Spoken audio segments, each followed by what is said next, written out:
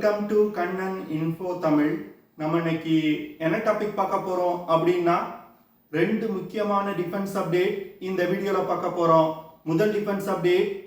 Hello friends, welcome to Kannan info Tamil. நம்ம இன்னைக்கு என்ன டாபிக் பார்க்க போறோம் அப்படின்னா, ரெண்டு முக்கியமான டிஃபென்ஸ் அப்டேட் இந்த வீடியோல பார்க்க போறோம். முதல் டிஃபென்ஸ் அப்டேட், அடுத்த மாதத்தோட தொடக்கத்துல டிஃபென்ஸ் மினிஸ்டர் ராஜ்நாத் சிங் அவர்கள் ரஷ்யாவால் கட்டப்பட்ட ஒரு அதிநவீன கைடட் மிசைல் ஃப்ரிகேட்ஸ் ரக போர்க்கப்பலை இந்திய கடற்படையில இணைக்க போறாரு. ராஜ்நாத் சிங் அவர்களால் இந்திய கடற்படையில் இணைக்கப்படும் போர்க்கப்பலோட செயல்திறன் என்ன, இந்த கப்பலை பயன்படுத்தி என்ன மாதிரியான ஆபரேஷன்களை கேரி அவுட் செய்ய முடியும், ரஷ்யா இந்தியாவுக்கு கட்டி கொடுத்திருக்க போர்க்கப்பல்ல என்ன சிறப்பு அம்சங்கள் இருக்குது, இதன் மூலமா இந்திய கடற்படையோட வலிமை எப்படி அதிகரிக்கும் அப்படிங்கறத பார்க்கலாம். இந்த சூழ்நிலையில ரஷ்ய அதிபர் புட்டின் ஒரு பேட்டி கொடுத்திருந்தாரு.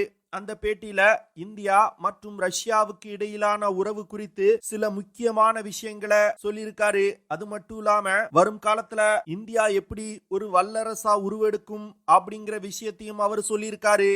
ரஷ்ய அதிபர் இந்தியா குறித்து என்ன விஷயங்களை சொல்லி இருக்காரு அப்படிங்கறத டீடைலா பார்க்கலாம். இரண்டாவது அப்டேட், சமீபத்துல cabinet committee on security nuclear powered attack சப்மரீன்களை உருவாக்குவதற்கு ஒப்புதல் கொடுத்தாங்க. கேபினெட் கமிட்டி ஆன் செக்யூரிட்டி ஒப்புதல் கொடுத்த நியூக்ளியர் பவர்ட் அட்டாக் சப்மரீன்கள்ல பயன்படுத்துவதற்கு தேவையான ஆயுதங்களை தற்போது இந்திய கடற்படை உருவாக்க திட்டமிட்டிருக்காங்க. இதனை தொடர்ந்து இந்திய கடற்படை DRDO நிறுவனத்திடம் தங்களுக்கு ஒரு லாங் ரேஞ்ச் க்ரூஸ் மிசைல் தேவை அப்படின்னு சொல்லியிருக்காங்க. எதற்காக இந்திய கடற்படைக்கு லாங் ரேஞ்ச் க்ரூஸ் மிசைல் தேவை, நியூக்ளியர் பவர்ட் அட்டாக் சப்மரீன்ல என்ன மாதிரியான ஆயுதங்களை இணைக்க போறாங்க, இதன் மூலமா இந்திய நீர்மூழ்கி கப்பல்களோட செயல்திறன் எப்படி அதிகரிக்கும் அப்படிங்கிறது குறித்து நம்ம டீடைலா இந்த வீடியோல பார்க்கலாம். Defence minister Rajnath Singh December 9ஆம் தேதி ரஷ்யால கேலிங்கிரேட் அப்படிங்கிற இடத்துல இருக்கக்கூடிய யந்த்ரா ஷிப்யார்ட்ல வச்சு டிஷூல் அப்படிங்கிற ஒரு அதிநவீன கைடட் மிசைல் ஃப்ரிகேட்ஸ் ரக போர்க்கப்பலை இந்திய கடற்படையில இணைக்க போறாரு. இந்த டிஷூல் கைடட் மிசைல் ஃப்ரிகேட்ஸ் ரக போர்க்கப்பலை ரஷ்ய கப்பல் கட்டும் நிறுவனமான யந்த்ரா ஷிப்யார்ட் லிமிடெட் நிறுவனம் இந்தியாவிற்காக கட்டி கொடுத்திருக்காங்க.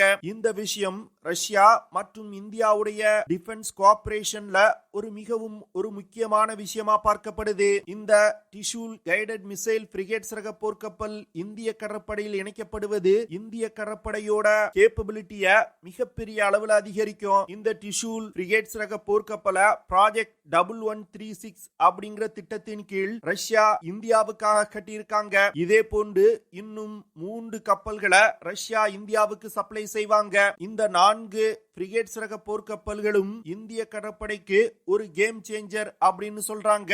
இந்த கப்பல்கள் தற்போது இந்தோ பசிபிக் ரீஜன்ல ஆதிக்கம் செலுத்தணும் அப்படின்னு நினைக்கக்கூடிய சீனாவின் திட்டங்களை தவிடுபொடி ஆக்கும் அப்படின்னு டிஃபென்ஸ் எக்ஸ்பர்ட் சொல்றாங்க. ஏன்னா இந்த டிஷூல் ஃப்ரிகேட்ஸ் ரக போர்க்கப்பல் ஒரு அதிநவீன ஸ்டெல்த் தொழில்நுட்பம் கொண்ட கப்பல். இதனால இந்த போர்க்கப்பல்களை எதிரிகளின் ரடார் சிஸ்டத்தினால அவ்வளவு எளிதா கண்டுபிடிக்க முடியாது. அது மட்டும் இல்லாம இந்த போர்க்கப்பல்கள்ல அதிநவீன ஆயுதங்கள் இணைக்கப்பட்டிருக்கு. இந்த போர்க்கப்பல்களை ஒரு மல்டி ரோல் ஃபங்க்ஷனுக்காக டிசைன் செஞ்சிருக்காங்க. குறிப்பா air defence, anti submarine warfare, surface combat missions போன்ற பல ஆபரேஷன்களை கேரி அவுட் செய்வதற்கு இந்த கப்பல்களால முடியும். இந்த கப்பல்களை உக்ரைன் ரஷ்யா போர் காரணமா ரஷ்யாவால குறிப்பிட்ட நேரத்துல இந்தியாவுக்கு சப்ளை செய்ய முடியல. இருந்தாலும் அவர்களுக்கு இருக்கக்கூடிய பல நெருக்கடிகளுக்கு மத்தியிலும் இந்தியாவிற்காக இந்த கப்பலை கட்டி கொடுத்திருக்காங்க. இந்த கப்பல் இந்தோ பசிபிக் ரீஜன்ல நிலவக்கூடிய மேரிடைம் செக்யூரிட்டி பிரச்சனைகளை சமாளிப்பதற்கு இந்தியாவுக்கு மிகப்பெரிய அளவுல உதவி செய்யும். இந்த போர்க்கப்பல் 124.8 மீட்டர் நீளமும் 15.2 மீட்டர் உயரமும் கொண்டது. இந்த கப்பல்னால அதிகபட்சமா 59 கிலோமீட்டர் பெர் ஹார் வேகத்துல பயணிக்க முடியும். இந்த போர்க்கப்பல் 3850 டன் எடை கொண்டது. இந்த கப்பலை இயக்குறதுக்கு 180 நபர்கள் தேவைப்படுவாங்க. இந்த போர்க்கப்பல்னால தொடர்ந்து 30 நாட்கள் கடற்பயணம் செய்ய முடியும். இந்த போர்க்கப்பல்ல இந்திய ரஷ்ய கூட்டு தயாரிப்பு மிசைலான BrahMos மிசைல்களை இணைச்சிருக்காங்க. டிஷூல் போர்க்கப்பல்னால 8 BrahMos மிசைல்களை எடுத்து செல்ல முடியும். இந்த டிஷூல் கிளாஸ் ஃப்ரிகேட்ஸ் ரக போர்க்கப்பல்கள்ல அதிக அளவுல இந்திய ஆயுதங்களை பயன்படுத்துவதற்கு திட்டமிட்டிருக்காங்க. இந்த போர்க்கப்பல்ல 24 பேரக் 8 மிசைல ஏர் டிஃபென்ஸுக்காக பயன்படுத்துவதற்கு திட்டமிட்டிருக்காங்க. அது மட்டும் இல்லாம ஒரு 100 mm A190E நேவல் கன் இந்த கப்பல்ல இணைக்கப்பட்டிருக்கு. அடுத்து ஓட்டோ மெலோரா 76 mm நேவல் கன்னும் இந்த கப்பல்ல இணைக்கப்பட்டிருக்கு. இந்த 2 கன் சிஸ்டங்களும் குறைவான தூரத்தில் உள்ள அச்சுறுத்தல்களை தாக்குவதற்கு பயன்படுத்தப்பட உள்ளது. இந்த போர்க்கப்பல்ல நீர்மூழ்கி கப்பல்கள் மற்றும் போர்க்கப்பல்களை தாக்கி அழிப்பதற்கு டார்பிடோக்களும் இணைக்கப்பட்டிருக்கு. இந்த டிஷூல் கிளாஸ் ஃப்ரிகேட்ஸ் ரக போர்க்கப்பல் ரஷ்யாவுடைய கிரிவ்கா-3 கிளாஸ் ஃப்ரிகேட்ஸ் ரக போர்க்கப்பலை மாடிஃபை செய்யப்பட்டு உருவாக்கப்பட்டிருக்கு. இந்த ஃப்ரிகேட்ஸ் ரக போர்க்கப்பல்கள்ல அதிக அளவுல மிசைல்கள் இருக்கிறதுனால இந்த போர்க்கப்பல்களை பயன்படுத்தி அஃபென்சிவ் ஆபரேஷன்களை மிகப்பெரிய அளவுல செய்ய முடியும். இதனால இந்திய கடற்படைக்கு இந்திய பெருங்கடல் பகுதியில ஒரு மிகப்பெரிய சுப்பீரியாரிட்டி கிடைக்கும் அப்படின்னு டிஃபென்ஸ் எக்ஸ்பர்ட் சொல்றாங்க. இந்த போர்க்கப்பல்ல இருந்து KA-28, KA-31, HAL துரு போன்ற ஹெலிகாப்டர்களை இயக்க முடியும்.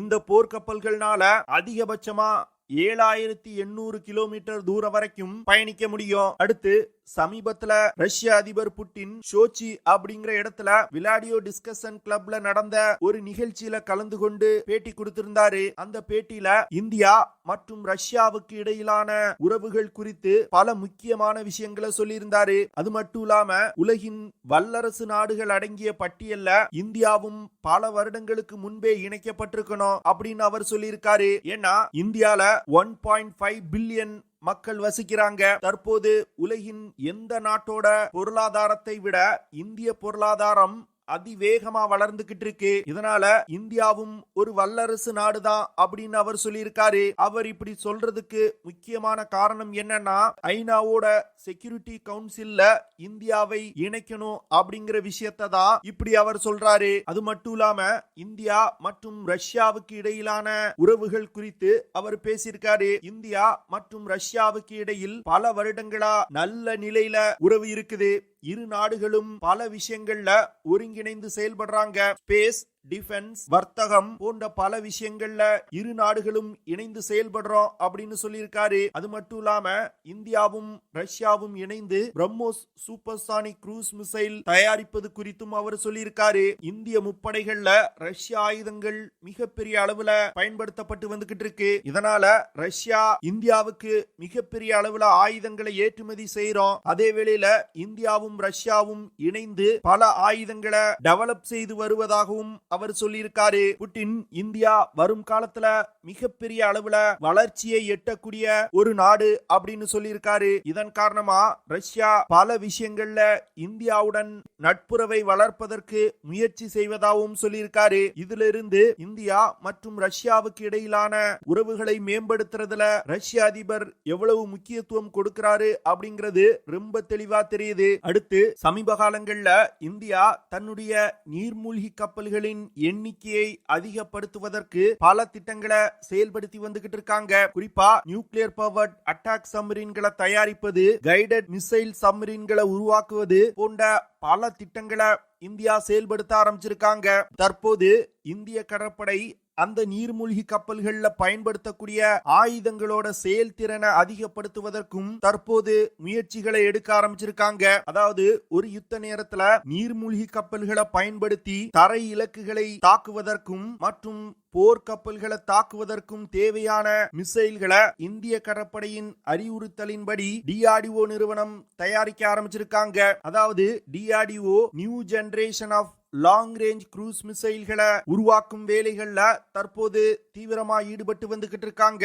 இந்த new generation of long range cruise மிசைல்களை உருவாக்குவதன் மூலம் இந்திய கடற்படையோட தாக்கும் திறன் மிகப்பெரிய அளவுல அதிகரிக்கும். தற்போது இந்திய கடற்படையில பயன்பாட்டில் உள்ள க்ரூஸ் மிசைல்கள்னால 800 முதல் 1000 கிலோமீட்டர் தூரத்துல உள்ள இலக்குகளை மட்டுமே தாக்க முடியும். ஆனா தற்போது DRDO நிறுவனம் உருவாக்க உள்ள க்ரூஸ் மிசைல்கள்னால 1500 முதல் 2500 கிலோமீட்டர் தூரத்துல உள்ள இலக்குகளை தாக்க முடியும். அதாவது தற்போது இருக்கக்கூடிய க்ரூஸ் மிசைல்களோட தாக்கும் திறனை விட புதிதாக உருவாக்கும் க்ரூஸ் மிசைலோட தாக்கும் திறன் மிகப்பெரிய அளவுல அதிகரிக்கப்பட்டிருக்கு. அதாவது 87% 212% வரைக்கும் தாக்குதல் தூரம் அதிகரிக்கப்பட்டிருக்கு. இதன் மூலமா இந்திய கடற்படையால தொலை தூரத்தில் உள்ள எதிரிகளின் போர்க்கப்பல்கள் மற்றும் நிலப்பகுதியில் இருக்கக்கூடிய எதிரிகளின் ஆர்மி பேசஸ், விமான ஓடுதளங்கள் போன்றவற்றின் மீது தாக்குதல் நடத்த முடியும். இப்படி நீண்ட தூரம் தாக்கக்கூடிய new generation long range cruise மிசைல்களை உருவாக்குவதன் மூலம் எதிரிகளால் தாக்க முடியாத ஒரு சேஃப் டிஸ்டன்ஸ்ல இருந்து கொண்டு இந்திய கடற்படையால இலக்குகளை தாக்க முடியும். இந்த விஷயம் ஒரு மேரிடைம் கான்ஃபிளிக்ட்ல இந்தியாவுக்கு ஒரு மிகப்பெரிய அட்வான்டேஜ் கொடுக்கும். இந்திய கடற்படை க்ரூஸ் மிசைல் தவிர நியூக்ளியர் பவர்ட் சப்மரீன்கள்ல ஹைப்பர்சானிக் ஆயுதங்களை இணைப்பதற்கும் திட்டமிட்டிருக்காங்க. இந்த விஷயம் இந்திய கடற்படைக்கு ஒரு மிகப்பெரிய அட்வான்டேஜ் கொடுக்கும். ஆனா ஹைப்பர்சானிக் மிசைல்களை உருவாக்கி பயன்படுத்தும் பொழுது அதிக செலவாகும். இதனால அனைத்து விதமான டார்கெட்டுகளையும் ஹைப்பர்சானிக் மிசைல்களை பயன்படுத்தி தாக்காமல் ஹை வேல்யூ டார்கெட்டுகளை தாக்குவதற்கு மட்டும் ஹைப்பர்சானிக் மிசைல்களை பயன்படுத்துவதற்கு இந்திய கடற்படை திட்டமிட்டிருக்காங்க. மீதமுள்ள டார்கெட்டுகளை தாக்குவதற்கு இந்த new generation long range cruise மிசைல்களை பயன்படுத்துவதற்கு திட்டமிடப்பட்டிருக்கு. இந்தியா தயாரிக்கும் நியூக்ளியர் பவர்ட் அட்டாக் சப்மரீன்கள் மற்றும் கைடட் மிசைல் சப்மரீன்கள் இந்திய கடற்படையோட ஸ்ட்ராட்டஜிக் போஸ்டரை இந்திய பெருங்கடல் பகுதியில மாற்றி அமைப்பதற்கு உதவி செய்யும். இது போன்ற நீர்மூழ்கி கப்பல்கள்ல லாங் ரேஞ்ச் க்ரூஸ் மிசைல்ஸ் மற்றும் ஹைப்பர்சானிக் மிசைல்கள் இணைக்கப்படும் பொழுது நேவல் வார்ஃபேர்ல இந்தியா ஒரு நியூ ஃப்ரண்ட்டை ஓபன் செய்யறாங்க. இதன் மூலமா இந்திய பெருங்கடல் பகுதியில இந்தியாவால மிகப்பெரிய அளவுல பவர் ப்ரொஜெக்ட் செய்ய முடியும். அது மட்டும் இல்லாம இந்திய பெருங்கடல் பகுதியில இந்தியாவுக்கு இருக்கக்கூடிய ஸ்ட்ராட்டஜிக் இன்ட்ரெஸ்ட இந்தியாவால பாதுகாத்துக் கொள்ள முடியும். இது போன்ற பல முக்கியமான திட்டங்களை தற்போது இந்திய கடற்படை செய்ய ஆரம்பிச்சிருக்காங்க. இதனால வரும் காலத்துல இந்திய கடற்படையோட வலிமை மிகப்பெரிய அளவுல அதிகரிக்கும் அப்படின்னு டிஃபென்ஸ் எக்ஸ்பர்ட் சொல்றாங்க. ஓகே ஃப்ரெண்ட்ஸ், நம்ம வீடியோவோட நிறைவு பகுதிக்கு வந்துட்டோம். இதெல்லாம் தான் நான் உங்ககிட்ட ஷேர் பண்ணணும் அப்படின்னு நினைச்ச விஷயங்கள். ஐ ஹோப் நான் ஷேர் பண்ண விஷயங்கள் உங்களுக்கு பிடிச்சிருக்கும்னு நினைக்கிறேன். அப்படி பிடிச்சிருந்துச்சுன்னா ஷேர் பண்ணுங்க, லைக் பண்ணுங்க, கமெண்ட் பண்ணுங்க. மறக்காம நம்ம சேனலுக்கு சப்ஸ்கிரைப் பண்ணுங்க. See you in the next video. Jai Hind.